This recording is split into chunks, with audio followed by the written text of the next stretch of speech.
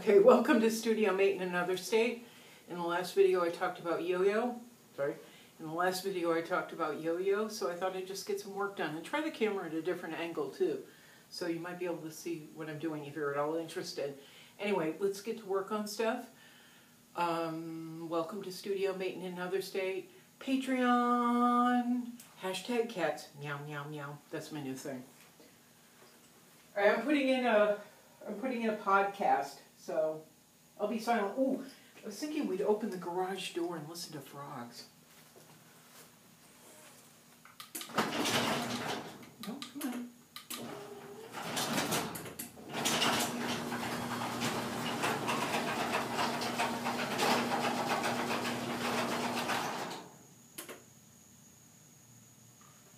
Or maybe just crickets.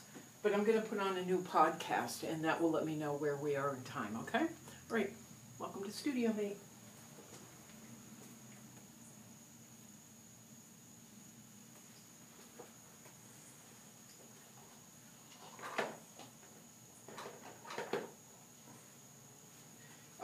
Before I start, one thing I noticed was Yo-Yo's head is slightly tilted. I had it straight up and down. I had to re-angle the mouth. I've been making notes this afternoon. And then in the reference material, this eye is actually, because she's tilted, this eye is up a little bit higher. So I do have a number of things that are wrong with it, but I'm not going to focus on what's wrong with it. I'm just going to continue moving forward like we do.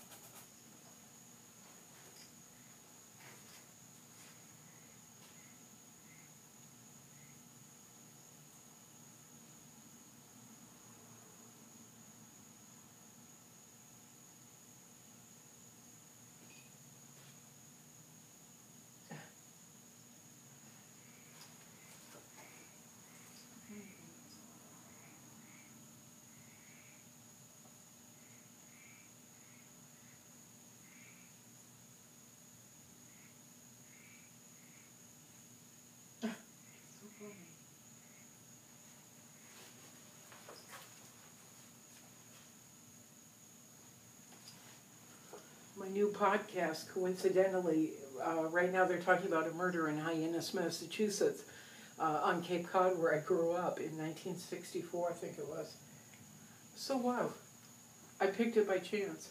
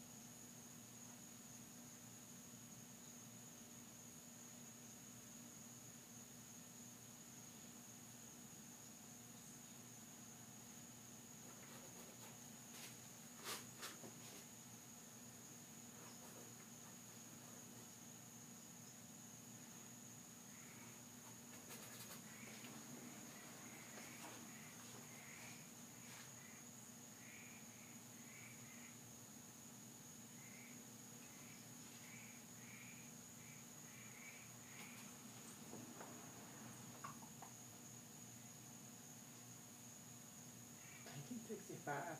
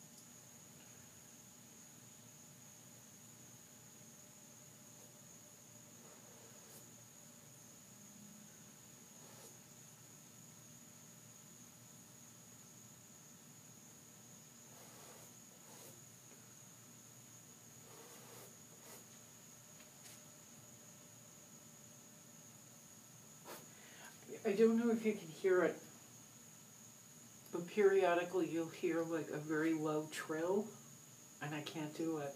That's an owl. We have several owls on this street. Ooh. We have several owls on this street, and a neighbor of mine, Taylor, there it goes again, they were cleaning up their garden, and they found this baby owl, little puffy baby owl in their garden, and they couldn't figure out where the nest was, anything, but he had a little, or he or she had a little broken wing, and they were worried about him, but it was on a weekend, so they had to call around to find somebody to come get the owl. They finally did, but they kept him, those tree frogs, they kept him overnight in their garage where it's warm, in a Tupperware or a Rubbermaid container. And Taylor's girlfriend got up every hour and fed him chicken, raw chicken, and the owl was like alert and awake. There was one point when I was with the owl, and his little baby eyes were closing, and he was doing this. It was awful. But as far as we know, he's still alive. He or she is still alive. I live in quite the little neighborhood.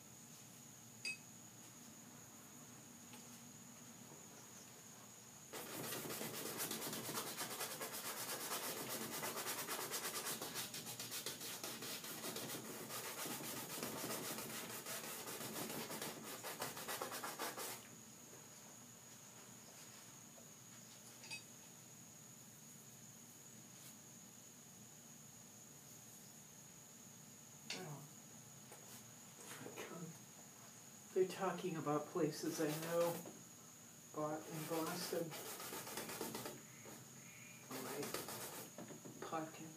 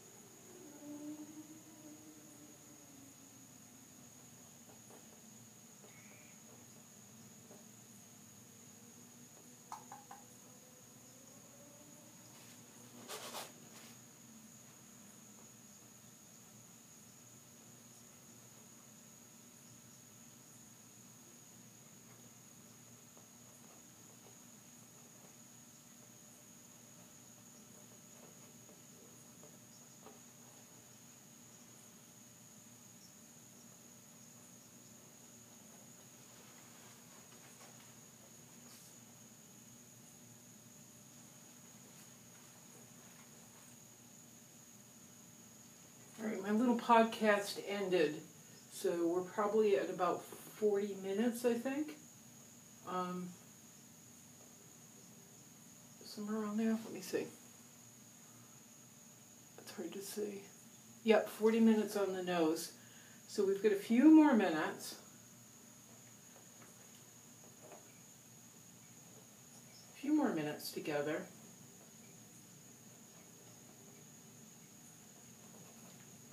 It's probably 11:30. I'm definitely going to go to bed tonight and try and get some sleep.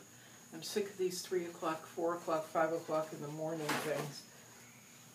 I haven't been sleeping well for a while. And I don't know why. I'm not a night bird. I'm not an insomniac anymore. I'm literally wide awake. Ta-da! And then it takes me, once I get up in the morning, today I got up at 11. 11, like a teenager. Once I'm up, it takes me most of the day to get myself together, and that's not like me at all. So I am really going to try to get some sleep and get back to being a little bit more normal.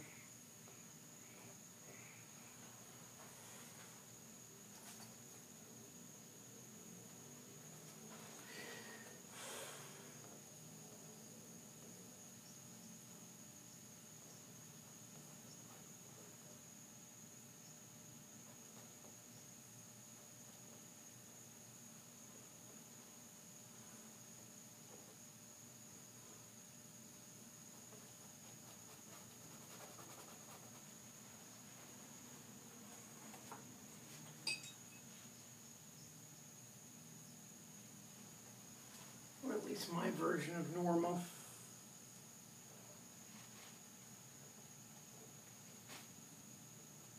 So in this painting, I loved this outfit.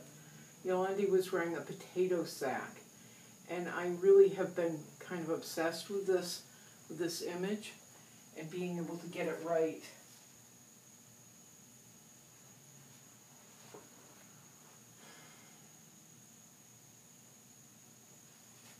So this is going to be pretty tedious to watch, but painting isn't fast.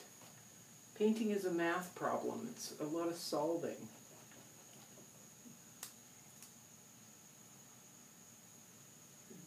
You know, I don't believe in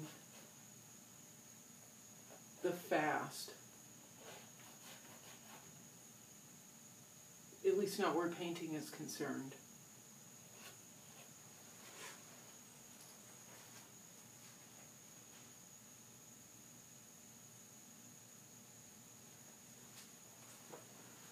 If you're just doing entertainment and tricks, sure, then you can paint fast. But if you're doing fine art work, if you can call mine fine art, it takes time. It takes skill, too. It's not just taking a paint bucket and tying it on a string and swinging it around in a circle. This takes time. And yes, that was bitterness coming out of my mouth. Bitterness is delicious.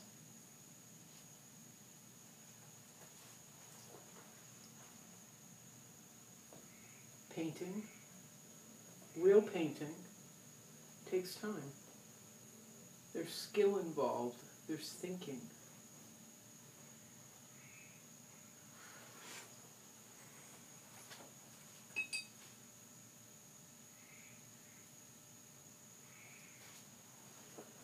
Although I am considered pretty fast at times, just because I let it flow and I don't worry. My painting of Yayoi Kusama maybe took, at the most, I don't even remember, it's been so long, at the most maybe 5 days, 3, maybe 5, total to get done. That's me putting it to the side while I worked on other paintings. Oh, those tree frogs. They're so loud. God, I love them.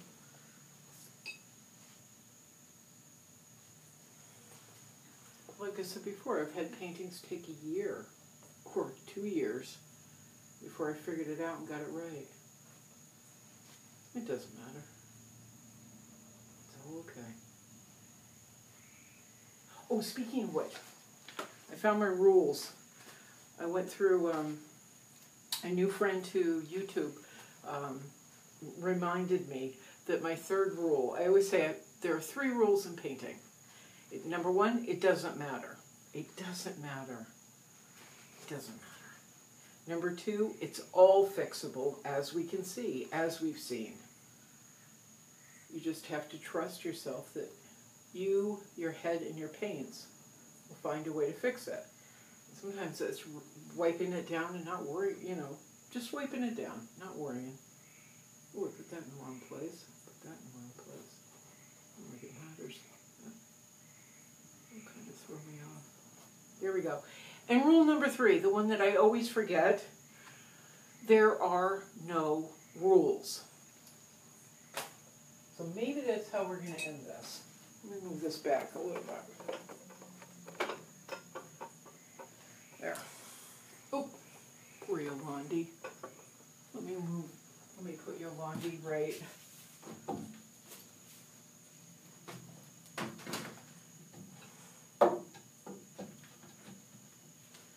Yeah, I think that's how we're going to look at.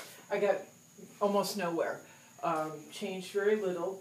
I did find out that this is actually a gold collar. I hadn't been paying attention, and I was working from black and white like I usually do in the beginning. And so I thought it was Yolandi's neck. There's actually a gold collar that goes here. And that's going to help me to figure out the actual angle of Yo-Yo's face. And the jawline. And then, of course, the chin, which I keep messing up on. But all of this works together like a puzzle. Like I said, it's almost like a math problem.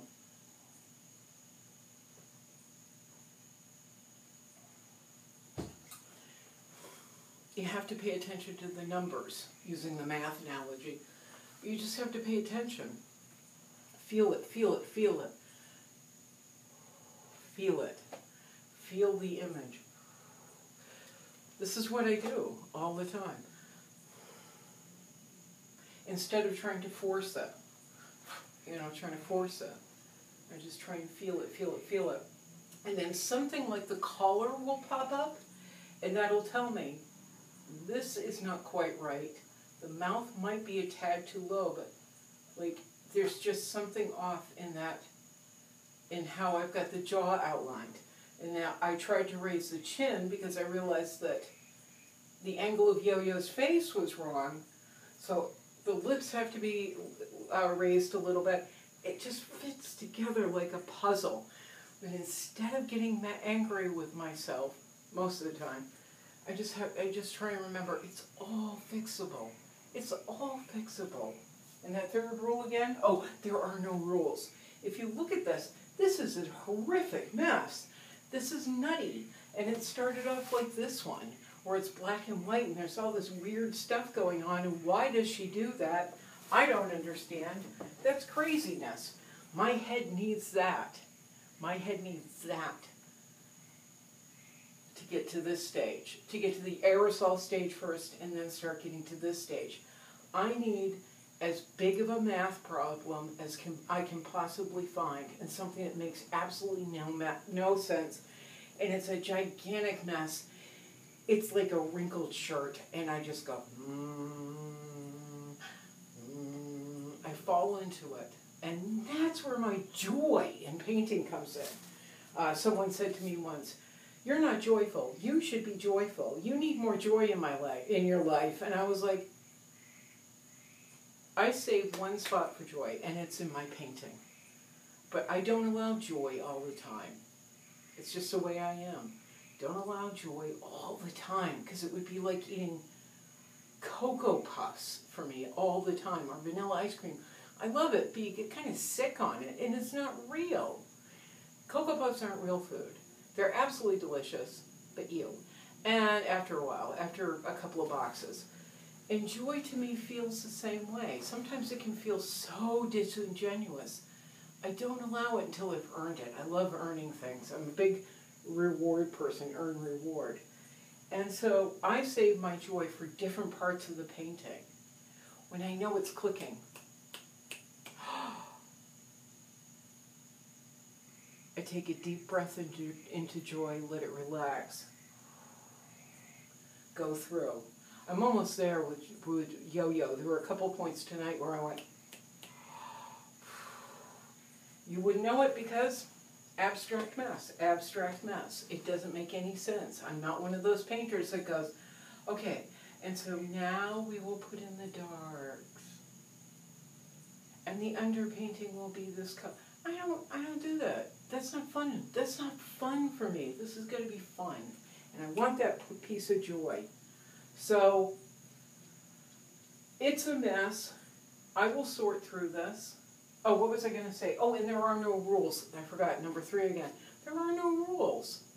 I don't have to paint like the Pope of Painting, actually, Bob Ross, who everybody's crazy about now. We don't have to paint like him. He's very nice. He seemed like a very nice man, like the Mr. Rogers of painting. What a nice man. But I used to watch him and go, no. I didn't find it interesting, and I didn't like the materials he used. Now I use oil. I use black and white, gesso, oil, aerosol, oil pastel, pencil. I use anything I want because there are no rules.